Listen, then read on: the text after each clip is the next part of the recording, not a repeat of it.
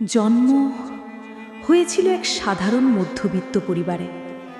সংসারে টাকার অভাব ছিল, কিন্তু মনে ছিল ভরপুর স্বপ্ন আর মানুষকে নিজের বলে ভাবার এক সরল বিশ্বাস। শৈশবে শিখেছিল ভালোবাসা, সম্পর্ক আর আপনজনই জীবনের আসল সম্পদ। তখন মনে হতো মানুষ টাকা দিয়ে নয়, মন দিয়ে মানুষ হয়। কিন্তু বড় হতে হতে বুঝতে পারল বাস্তবতা অনেক কঠিন।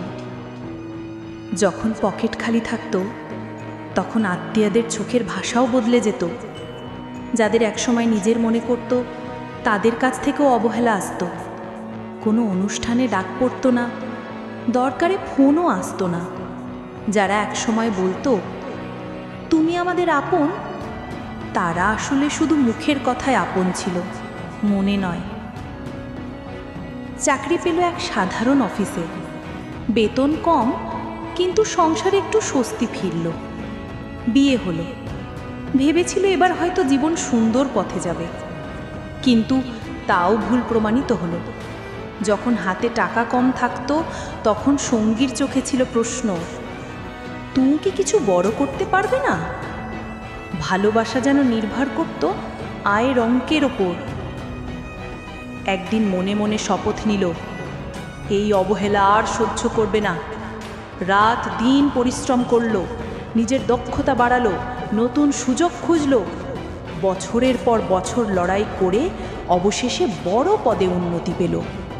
হাতে আসতে লাগলো বড় টাকা। এবং তখনই সব কিছু বদলে গেল। যারা আগে সময় দিত না, যারা আগে কথা বলতো না, যারা আগে অবহেলা করত, তারা সবাই এখন সুযোগ পেলেই পাশে বসে। আত্মীয় স্বজন, পুরনো বন্ধু, এমনকি সেই সঙ্গী, সবাই এখন গর্বের সাথে বলে, ও আমার খুব কাছের মানুষ। তখনই মনে হলো ভালোবাসা আছে, সম্পর্ক আছে, আপনজনও আছে, কিন্তু শর্ত একটাই, হাতে টাকা থাকতে হবে।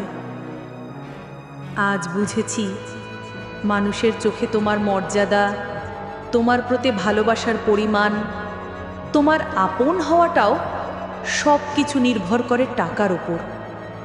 তুমি ভালো হলে সেটা কেউ মনে রাখবে না, কিন্তু তুমি ধনী হলে তোমার প্রতিটি ভুলও ভুলে যাবে সবাই।